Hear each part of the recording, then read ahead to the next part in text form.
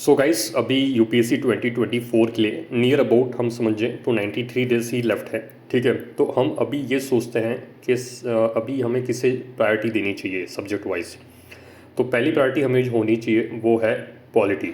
Polity एक ऐसा subject है जो सभी एस्पिरेंट्स के लिए बहुत इजी सब्जेक्ट बन जाता है, बिकॉज उसके लिए सब ही एक ही बुक पढ़ते हैं, वो है लक्ष्मीकांत। तो अभी भी आप ये सोच रहे हैं कि आपका पॉलिटी वीक है, तो आपको पहला प्रायोरिटी पॉलिटी को ही देनी चाहिए, क्योंकि उसके अंदर आप डायरेक्ट क्वेश्चंस देख सकते हैं। बट अगर आपका वीक है तो आपको अभी से ही उसके लिए तैयार होना पड़ेगा। सेकंड प्रायोरिटी हमारी होनी चाहिए इकोनॉमी। अगर आप प्रीवियस ईयर क्वेश्चंस ने आपको एनालिसिस किया हो तो पॉलिटी और इकोनॉमी को मिलके 35 to 40 क्वेश्चंस बन जाते हैं। तो आपको ये दोनों सब्जेक्ट पे अच्छे से ग्रिप बनानी पड़ेगी। आप ये कर सकते हैं कि आप 10 दिन जस्ट पॉलिटी और इकोनॉमी को दीजिए। अगर आप अच्छे से जस्ट पॉलिटी और इकोनॉमी के प्रीवियस ईयर क्वेश्चंस और मॉक टेस्ट जो मार्केट में अवेलेबल है, अगर आप 300 to 400 क्वेश्चन सॉल्व कर लेते हैं तो आपका जो कॉन्सेप्ट्स है दोनों सब्जेक्ट का वो अच्छे से सॉल्व हो सकता है। ठीक है, फिर तीसरा हमारा आता है हिस्ट्री। हिस्ट्री में सभी मॉडर्न हिस्ट्री पे ज़्यादा फोकस करते हैं, पर आप प्रीवियस ईयर क्वेश्चंस को एनालाइज करेंगे तो अभी एशियंट और मिडवल से भी क्वेश्चंस आ रहे हैं, पर हालांकि वो सभी से बनते नहीं हैं। तो ज़्यादा हमें एंजाइटी या स्ट्रेस लेना नहीं है। बट जो हमारी स्पेक्ट्रम है और जो प्रीवियस ईयर क्वेश्चंस है उसको आप टॉपिक वाइज एनालाइज कीजिए और उसको पढ़िए। ठीक है, और जितना हो सके प्रीवियस ईयर क्वेश्चंस और मॉक टेस्ट सॉल्व कीजिए। चौथा आ जाता है ज्योग्राफी और एनवायरनमेंट। ये थोड़ा डायनेमिक है, जैसे कि ज्योग्राफी में अब लोकेशन वाइज ज़्यादा क्वेश्चन पूछने लग गए हैं। तो आपको करना क्या है, दिन का आपको 10 मिनट आपको लोकेशन के लिए देना है, और एनवायरनमेंट के लिए आप करंट अफेयर्स एंड कोई भी वन बुक आप रिफ़र कर सकते हैं। फिर अभी हम समझ लेते हैं आपके डेली शेड्यूल होना क्या चाहिए। पहला जो फियर है वो है सी सेट का, क्योंकि अभी हम देखना आ रहा है कि लास्ट के 2-3 ईयर्स से सी सेट का जो पेपर है उसका लेवल टफ से टफ होता जा रहा है, और जो नॉन मैक्स बैकग्राउंड के हैं उनको ज़्यादा दिक्कत आ रही है। ठीक है, तो अभी से आप क्या करें, आप पहले सुबह उठ के ही आपको 2 घंटे सी सेट को देने हैं। ठीक है, उसके लिए मैंने लास्ट वीडियो में बताया था कौन से चैप्टर्स आपको पढ़ने हैं। आप उस वीडियो से देख सकते हैं कि कौन से जो इम्पोर्टेंट चैप्टर्स हैं आपको उसको कवर करना है। देखिए, सी सेट को इतना आप हाइप मत बनाइए। सी सेट के लिए आप इनफ, आप एक एक चैप्टर को आप 3-3 या 4 दिन भी देंगे ना, आपका आराम से 20 डेज में सी सेट क्वान्टिटेटिव एप्टीट्यूड तैयार हो जाएगा। आप 20 डेज कॉन्ट को दीजिए और 10 दिन आप रीजनिंग को दीजिए। 30 डेज में आपका क्वान्टिटेटिव एप्टीट्यूड और रीजनिंग तो एकदम अच्छे से मास्टर अप कर लेंगे। बट उसके लिए आपको डेली 2 आवर्स देने ही पड़ेंगे। सेकंड क्या स्लॉट होना चाहिए पीवाईक्यू का। आप क्या कर सकते हैं सब्जेक्ट वाइज, जैसे मैंने आपको प्रायोरिटीज़ बताई थी। जैसे कि पॉलिटी आप कर रहे हैं नेक्स्ट के 5 दिन, तो आप पॉलिटी के प्रीवियस ईयर क्वेश्चन गिन चुन के आप देखेंगे पॉलिटी के प्रीवियस ईयर क्वेश्चन है कितने। ज़्यादा से ज़्यादा 150 to 200 ही होंगे। अगर आप डेली 50 क्वेश्चन भी कर लेते हैं उसके ऑप्शंस के साथ रिफ़र करके, तो आप 4 दिन में आपके प्रीवियस ईयर क्वेश्चन पॉलिटी के हो जाने चाहिए। ठीक है, तो इतने अच्छे हो जाने चाहिए कि अगर आपको कोई पूछता भी है ना कि भाई ये क्या टॉपिक्स इंपॉर्टेंट है पॉलिटी में, क्या हमें पढ़ना था, क्या हमें इस चैप्टर्स को इंपॉर्टेंट क्या है, तो आपको उतना एक एनालाइज होना चाहिए। हर एक ऑप्शन को इतना एनालाइज कीजिए। और 50 क्वेश्चंस तो बहुत ही ईजी है। जैसे कि आप अगर 2 घंटे भी दे रहे हैं डेली के, तो आपके 2 घंटे और 4 दिन में पूरा प्रीवियस ईयर क्वेश्चन पॉलिटी का हो जाएगा।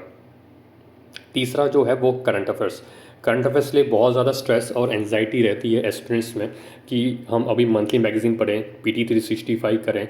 देखो, एक बात तो बहुत ज़्यादा क्लियर है कि करंट अफेयर्स डायनेमिक है, पर आपका स्टैटिक अगर स्ट्रॉन्ग नहीं है तो करंट अफेयर्स पे जाना इतना कोई मतलब कोई बात होती भी नहीं है। ठीक है, तो हो सके आप नेक्स्ट 20 डेज अपने स्टैटिक को स्ट्रॉन्ग करें। ठीक है, अगर आपने स्टैटिक को स्ट्रॉन्ग नहीं किया और आप करंट अफेयर्स के पीछे भागते रहें तो आपका जो है ना मोरल वो डाउन होगा। ठीक है, बिकॉज जब स्टैटिक ही स्ट्रॉन्ग नहीं है और आप करंट अफेयर्स के पीछे भाग रहे हैं तो उसका कोई मतलब बनता भी नहीं है। तो आपको करना क्या है, डे के अंदर करंट अफेयर्स को आप ले लीजिए, दिन के 2 घंटे दीजिए। ठीक है, 2 घंटे के अंदर आप सब्जेक्ट वाइज लीजिए। जैसे कि आप पॉलिटी स्टार्टिंग पढ़ रहे हो तो पॉलिटी के जून से लेके अभी तक के जो पॉलिटी करंट अफेयर्स इंपॉर्टेंट है ना उसका इंडेक्स वाइज देखिए। ठीक है, क्योंकि हर एक मंथ में कुछ कुछ टॉपिक्स जो हैं वो रिपीट होंगे। ठीक है, तो आपको घड़ी घड़ी वो टॉपिक को पढ़ना नहीं है, जस्ट उसको अपडेट करना है। So take a example from June you are starting, तो जून से आप पॉलिटी लीजिए और टिल जनवरी आप उसको एक पेपर में लिख लीजिए कि भाई ये टॉपिक्स है, ठीक है। उसका एक इंडेक्स बनाइए और उसके शॉर्ट नोट्स बना के अपना रख दीजिए। फिर PT 365 से उसको कंपेयर कर लीजिए, कोई मेरा टॉपिक छूट तो नहीं गया। तो आप ये हर एक सब्जेक्ट वाइज ये कर सकते हैं for the current affairs. Next है मैपिंग। देखिए मैपिंग बहुत इजी भी है, लोग इसको इग्नोर कर देते हैं आखिरी में। मैपिंग एक डेली की प्रैक्टिस है। अगर आप इसको ऐसा सोचेंगे कि मैं इसको 2 दिन में या 1 वीक में करूँगा, तो यहाँ पे आप गलत हैं। आपको करना क्या है, जस्ट दिन का आधा घंटा आपको मैपिंग करनी है। मैपिंग भी आप कैसे कर सकते हैं, जैसे कि आपने पहले नेशनल पार्क्स देख लिए, ठीक है, फिर वाइल्ड लाइफ सेंचुरीज़ देख ली, तो आप एक एक टॉपिक लीजिए, ठीक है। तो अब उसका होगा क्या, आपके 2-2 दिन में एक टॉपिक बनते जाएंगे। फिर आप कॉन्टिनेंट वाइज चल सकते हैं, ठीक है। एशिया हो गया, यूरोप हो गया, अफ्रीका हो गया। जो मोस्ट ऑफ क्वेश्चंस देखे गए हैं वो यहाँ 3 कॉन्टिनेंट से ज़्यादा हैं। यहाँ की रिवर्स क्या है, यहाँ के माउंटेन्स क्या हैं, ठीक है। तो यहाँ पे आप दूसरे सोर्सेज की भी हेल्प ले सकते हैं, जैसे कि यूट्यूब पे वीडियोस भी अवेलेबल है हाफ आवर की, तो आप डेली हाफ आवर इसको दीजिए। और नेक्स्ट है रिवीजन। रिवीजन करना बहुत ज़रूरी है। जब आप MCQ सॉल्व कर रहे हैं मॉक टेस्ट के, तो जस्ट सॉल्व करना ही इंपॉर्टेंट नहीं है, आपको उसको एनालाइज करना पड़ेगा, ठीक है। कहाँ मेरे टॉपिक्स रॉन्ग हो रहे हैं, जो टॉपिक्स रॉन्ग हो रहे हैं उसको उसी तरह से उसको पढ़ लीजिए और उसके शॉर्ट नोट्स बना लीजिए एक लूज शीट्स में। जब आप उसको लूज शीट्स में शॉर्ट नोट्स बना लेंगे, तो आप जब भी सुबह उठते हैं पहले उसको ही आपको पढ़ना है। लास्ट सबसे जो इम्पोर्टेंट है वो है हमारा फिज़िकल और मेंटली स्ट्रॉन्ग। ये एग्ज़ाम जस्ट पढ़ाई के लिए ही है, पढ़ाई ही तो है, ठीक है। पढ़ाई के साथ साथ हमारी जो मेंटली और फिजिकली स्ट्रॉन्ग भी बहुत होना ज़रूरी है, ठीक है।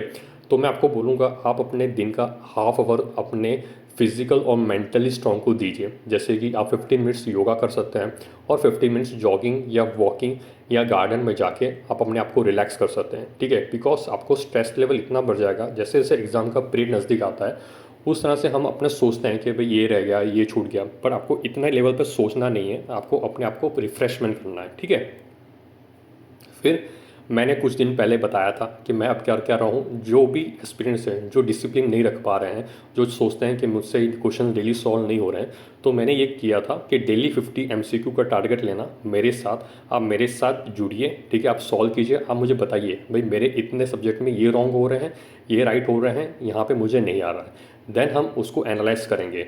अगर आप मुझसे जुड़ना चाहते हैं तो मेरा नंबर भी है, आप मुझसे जुड़िए एंड देन डेली अपडेट मुझे दीजिए। उससे होगा क्या, आपकी अकाउंटेबिलिटी बढ़ेगी और आपका डिसिप्लिन आएगा, ठीक है।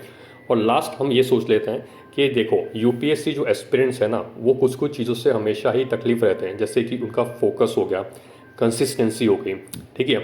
तो ये सब चीज़ें आती क्यों हैं, जब हमारा टाइम जो है वो वेस्ट होता है, जिसमें जैसे कि फ़ोन एडिक्शन हो गया, ठीक है, ओवर थिंकिंग। ये 2 थिंकिंग ऐसी है जिससे हमारा बहुत ज़्यादा टाइम वेस्ट होता है, फ़ोन एडिक्शन और ओवर थिंकिंग के साथ। तो इसको दूर करने के लिए हमारा एक ही फोकस हो सकता है कि आप अपने शेड्यूल को इतना बिजी करिए कि आपको सोचने का मौका ही ना मिले, ठीक है। तो आपको करना क्या है, बी अकाउंटेबल विद समवन, ठीक है। आप जब अकाउंटेबल होंगे, आपको पता है कि भाई मुझे कोई पूछने वाला है, तो आपका जो डिसिप्लिन है वो अच्छा हो जाएगा। जैसे कि स्कूल्स में होता था, कॉलेजेस में होता था, ठीक है। उस टाइम पे हम इतना डिसिप्लिन में क्यों रहते थे, क्योंकि हमें पता होता था कि भाई हमें कोई पूछेगा, ठीक है। आप अगर अभी सेल्फ प्रिपरेशन कर रहे हैं, जॉब के साथ प्रिपरेशन कर रहे हैं, टाइम मैनेजमेंट नहीं हो पा रहा है, डोंट वरी, सेल्फ डाउट्स मत रखिए, एंजाइटी मत रखिए। स्ट्रेस हो रहा है आई नो, पर उसकी करने की ज़रूरत नहीं है। मैंने आपको अच्छे से पूरी स्ट्रैटेजी बता दी गई है, आप उसको अच्छे से फॉलो कीजिए। बहुत ही सिंपल है, ठीक है। कुछ सब्जेक्ट्स है उसको प्रायोरिटी देना है आपको, ऐसा आपको पूरा दिन का शेड्यूल होना चाहिए, ठीक है। अगर फिर भी आपको कोई भी डाउट रह जाता है, you can call me, WhatsApp me और टेलीग्राम मी एनी टाइम, ठीक है। मैं आपको रिस्पॉन्ड करूँगा। Don't fear of for this exam, बहुत ही सिंपल एग्ज़ाम है, जस्ट टाइम मैनेजमेंट चाहिए, कंसिस्टेंसी चाहिए, ठीक है, और डेडिकेशन चाहिए। ये 3 अगर आप में आ गया ना, तो आपको कोई रोक नहीं सकता। Thank you.